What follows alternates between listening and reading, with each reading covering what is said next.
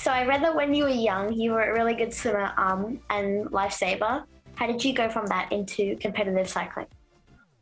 Yeah, so when I was about 13 or 14 years old, I went through a program which is called the SASSy Talent ID program. So it's run by the State Institute, and they take kids out of other sports and put them into Olympic sports like track cycling. I think volleyball's another one, sprint canoe, and things like that. So they did a lot of tests on me, and they figured out that my body type and my endurance would be really suited to track cycling. So I'm not from a cycling background. None of my family do it. It was something that was very foreign to me. I grew up in the ocean and in the pool. I definitely grew up in the water, so nothing on a bike, but they put me on the bike and I loved it. I thought it was so much fun. I wasn't particularly good at the start. I didn't win when I was young, but when I was a little bit older, that's when I started to realize that maybe I could make a career out of this. And I started winning races and yeah, turned it into my job. And when you did get started with cycling, what was about it that you loved it so much? Well, firstly, I love racing against myself and trying to beat my own personal best times. So one thing about cycling is, especially on the track, is it's very similar to swimming in the pool, that you do get timed and you've got your speed that you're trying to beat, but you also have your power. So you're trying to beat your best power in time trials, and you're racing against the clock and yourself quite a lot. Maybe that's one of the reasons I got into individual pursuing, because it is a race against the clock. But the thing that I guess set that apart from athletics or swimming was I also had a lot of freedom on my bike, especially as a young, like teenage girl, when I was able to go on long 4-hour road rides through the hills and see new things. That was super exciting for me. And suddenly I was getting to travel with my bike. I was getting to go on these long road rides all through the hills and the beach and seeing things I wouldn't have seen otherwise. And that was a huge aspect of it as well, just having that freedom. And there are two main types of cycling, track and road. Obviously, the main difference is that one is on a track and one is on open roads. This might be a hard question to answer, but can you just explain the main differences and how you train, race, and what makes someone good at them? Yeah, absolutely. So the track cycling, as you said, is on the track. And as a part of that, it's usually a lot shorter races. So the races can be anything from 1 lap, so sprint cycling. I'm not very good at that. I don't do that at all. Usually sprint cyclists will train like bodybuilders. They'll be in the gym every day of the week, getting huge. You won't see them do anything much longer than a few seconds of effort. But then the track endurance is a little bit longer. And us track endurance riders, we tend to go for about anywhere. Races can be between 4 minutes, and then there's some that are about 40 minutes long. So that's like the really lactic acid burn in your legs kind of racing, where you're just going all out against the clock. Road cycling is a little bit different. You're usually in really big pelotons, and the races can be 4 hours, 5 hours long sometimes. So it's really that aerobic endurance, long stages. And the cool thing about road cycling is it's also a really big team sport. So even though the trophy goes to one person at the end, you're working in a group of maybe 4 or 5 other girls, and you're working to get one member of your team or 2 members of your team the best result possible. And sometimes there can be multiple days of stages, different terrains that you go over, mountains, flat, time trial. There's all sorts of races, and they'll usually accumulate for a big tour. And you mentioned that you don't really like sprinting and that you're not very good at it. But some cyclists do both. They focus on one of them, I guess. Is that just personal choice? Yeah, so funnily enough, on the road, I'm considered a sprinter. I guess that's compared to the pure road cyclist though, but then on the track, I'm considered endurance. I think usually track cyclists, you're one or the other, your sprint or endurance. And that's just because it's pretty much impossible to train for both. But interestingly, you can train for track endurance, and you can train for road at the same time. And that's something I'm looking to do next year. At the moment, I've just been training for the track endurance though. And on the track, you race in both individual pursuit and team pursuit. Do you have to approach them differently in terms of your tactics? Yeah, they're both similar races in that they're timed and they're short. They're about 3 to 4 minutes each, but technically they're a lot different. So in the team pursuit, you've got a job to play to make the other three girls with you go as fast as possible. So when you get on the front, you're doing really, really high power, like spurting as hard as you can go. And then you flick to the back and you sit on and you see what the other girls are doing. And then when you get to the front, you adjust accordingly again. So there's probably more tactical and technical. You got to be thinking, what are they doing? How are they feeling? How am I feeling? What can I get the best out of myself to make the whole group go faster? And it's a bit more on off because you get to the front and then you get to the slipstream, you get to the front slipstream. So you're kind of on off. Whereas the individual pursuit, it's just all out power for as long as you can hold it. It's just suffering. There's no one, no excuses, no person in front of you to blame, no one to drag you along when you're feeling bad. You're all out on the line. So that's a different race in itself. Just as hard, just less decisions to be made. And with the team pursuit, is there much training and adjusting needed when new cyclists come onto the team? Yeah, in fact, before the Tokyo Olympics, I was the new cyclist coming into the team. So I was the younger girl coming up into the older squad, and they were a very successful team already. So I had to learn the skills and the technicalities required. And it's a very technical sport. If you watch any videos of it, people are this close to the wheel. So you've really got to trust the woman in front of you. And it's also about knowing your teammates and how long they're going to go, when they're starting to hurt or tire, when should you yell them to swing up? Because we don't actually have a lap split or something every lap, or a speedometer that tells us how fast we're going. We need to feel that. And then every time we come over the start finish line, our coach will hold up a board which says how fast we've gone in that lap. And if we're within 0.2 or 3 of a second different, then it's going to hurt everyone. So we're trying to make every lap identical to the last. And as soon as the pace goes too high or too slow, it's ruined everyone's legs. So that's a very technical aspect of it. And that takes a lot of time to learn, especially when you're a young athlete and you just want to go fast all the time. Yeah. And kind of not trying to be very negative, but you've had a few bad falls over the last couple of years. You broke your wrist pretty badly in 2019, and then you had to deal with a concussion earlier this year. What do you like in those situations where you have to deal with setbacks? Yeah, I think that's a very big part of cycling.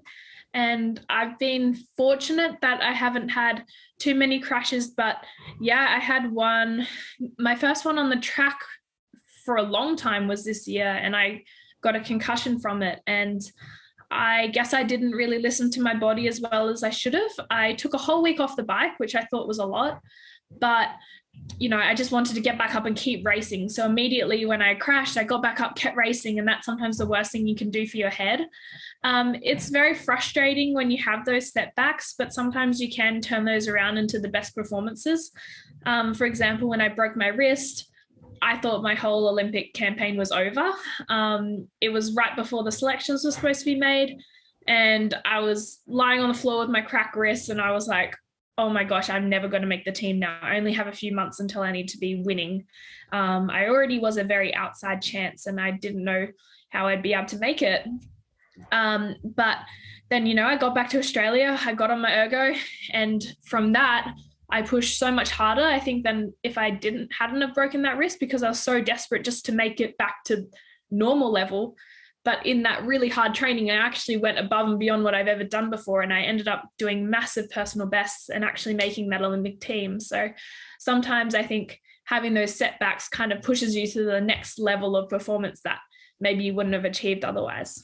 I saw on your Instagram that you write words on your strapping on your hands when you race, or at least I'm not sure if you do it all the time. How did that idea kind of first start, and how do you decide what to write?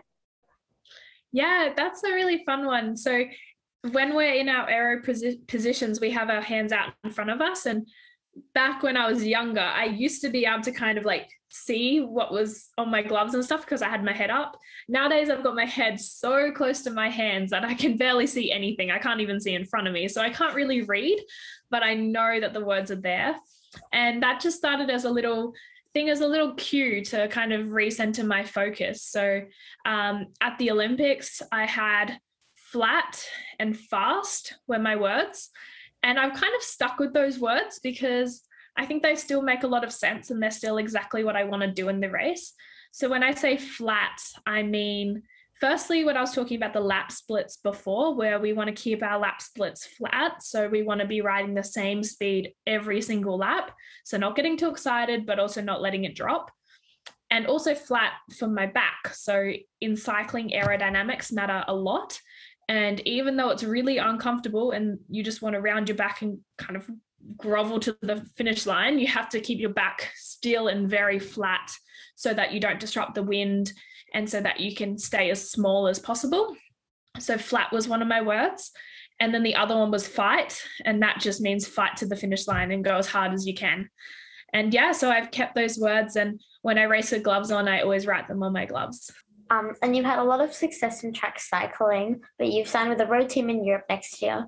What do you like about road cycling? Ooh, what do I like about it? I do like the team aspect of it. I think it's really cool just having a job to do, to whether it's leading someone out or making sure they get to the bottom of the hill in the right position. So there's a lot of like technical aspects of it that I find really enjoyable. I also really enjoy the training for it. So the longer rides, the longer endurance. I find that's a nice change to just going hard around the track all the time. So I am looking forward to the new challenge of the road. I'm not sure how I'll go, but I'm pretty confident, and I've signed with a really, really great team in the women's peloton. DSM are really well known for winning sprint lead outs at the end of stages. So I couldn't have found a better team to kind of reach those goals with. So yeah, I'm really looking forward to something new and hopefully seeing how I can progress on the road. And what are you most looking forward to about being part of a road team? I think just having those team wins and being able to, lead someone out or be led out and kind of enjoy it as a whole group is something that I'm really looking forward to. And I've got a little taste for on my road team in Australia, but to do that in Europe with new crowds, new people around, racing against the top women in the field will be so exciting. I already went to Europe a little bit this year and did some racing in Belgium, and it's just a completely new style of racing that is foreign to me, but I'm eager to learn and work out. It was a little bit of a shock at first because there's like 175 girls on the start line every day. That's a lot of girls doing it's like the most popular sport for women over there. So it's huge and there's lots of crashes and carnage and chaos. But once you kind of learn to navigate that and start getting wins, it's definitely addicting. So I'm looking forward to that. And I think women's road cycling has just taken a massive step up lately. It's gone from, just in the last 5 years, when I first started cycling, I didn't really ever think I'd pursue a road contract because I just didn't see it ever really like having the same viewers as the men's stuff, have the same like magnitude. But then suddenly it's taken this massive turn. People are watching, everyone loves it. More women are turning pro, the teams are becoming really professional, and now I'd say like it's so close to the men's field, and that's really motivated me to like want to join and be a part of that. So that's something I'm looking forward to watching in women's road in the future as well. How do you think that the equal gap kind of closing in is going to persuade more girls to take up road cycling in Australia and also Europe? Yeah, well, I think just having it as a career option is kind of the biggest thing. So a lot of people say, oh, it doesn't matter about the wage or the pay. If you love it, you'll do it. And although I do agree with that, there does need to be equal wages and it does need to be a viable career for girls to give up everything in their lives to go and like pursue that. So when I first started cycling, for example, I probably couldn't realistically earn a wage on the road or support myself on the road. It just wasn't realistic. Whereas I could on the track because the AIS is really good at equally funding men and women. So we get the same amount and it's a livable, solid wage. You get looked after, you get healthcare and things like that. But on the road, I just, didn't really see it as an option. Only the top few girls got paid a reasonable salary. But now pretty much every rider in the women's peloton gets paid a reasonable livable wage. There's a minimum wage, and that just made a huge difference to the quality of riders, because suddenly everyone in there is full-time athletes. Everyone's doing it as their job. The standard has really gone up. A lot of the men's teams have associated women's teams where they kind of pool their resources. Everyone's on great equipment, and it's made such a big difference. So now young girls coming through can be like, I want professional road cycling to be my job. And that's a completely realistic goal, which is so exciting. Yeah. And I read that you do want to focus on your cycling for the next kind of decade. Have you set yourself some goals of what you hope to achieve in that period of time? I'd love to win an Olympic gold medal, especially on the track. I think that's my sort of middle term goal. I would like for that to be in Paris, but I'll keep going to Olympics until I get one. And then on the road, I'm not quite sure what my role will be on my team yet. But if I could support my team to winning some of the big grand tours in the women's races, like Tour de France wins, that would be incredibly exciting for me too.